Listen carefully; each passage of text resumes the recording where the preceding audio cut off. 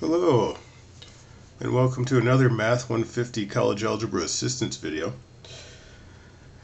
I'm your host, Shea Ortega, and I'll be helping you out here on behalf of the SEC Math Department. Today we'll be doing Lesson 2, Activity page 29, and that's reflection across the x-axis. On your sheet, the first couple of questions should look similar to what you see on my board here. We've got two graphs. We've also got a couple questions related to those graphs. The first graph is graph A on your left and graph B on your right. Graph A and B are reflections of each other across which axes? Now obviously we're dealing with reflection across the x-axis, so we kind of can already assume that.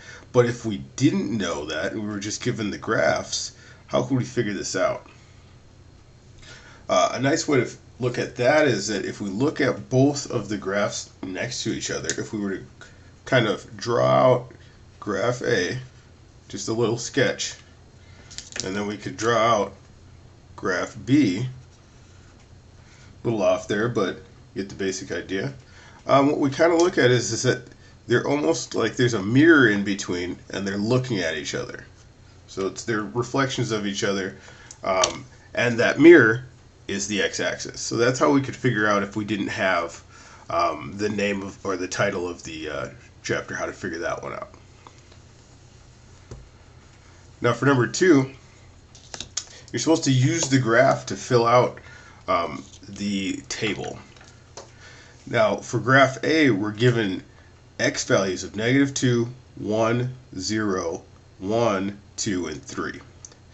Now to figure those out, it's very easy. All we have to do is actually just locate -2 for x, and if we follow it up to the graph, what'll end up happening, and looks like I'm a little off there,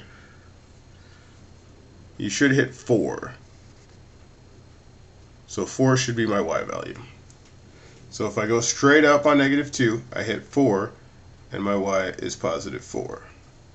Now if I do the same thing for -1, when I go straight up, I hit 1, so that's my y value for -1. And at 0, it's just at the x-axis. It doesn't rise with y, so my value is 0 for that one. Now when I go over to 1, it's the same thing. I'll go straight up, and when I go straight up, I'll hit again 1 for my y. So when x is 1, my y is also 1. And then when I hit 2, I'll go straight up. And when I go straight up, I'll hit 4. Now they ask you to do 3, but unfortunately your graph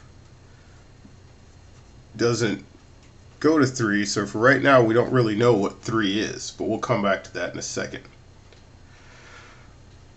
And then if we go over to graph B, it's a similar procedure. So we'll go -2, we'll go straight down till we hit the graph. When we hit the graph, we go straight across and we hit -4.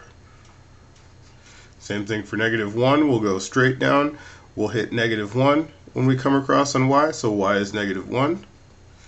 0, again, it's right there at the origin, so our y value is 0 when x is 0.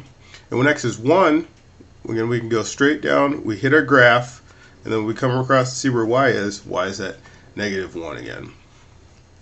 Again, the same thing for 2, so we'll go x is 2, we'll go straight down, and when we go straight down, we get that y is -4.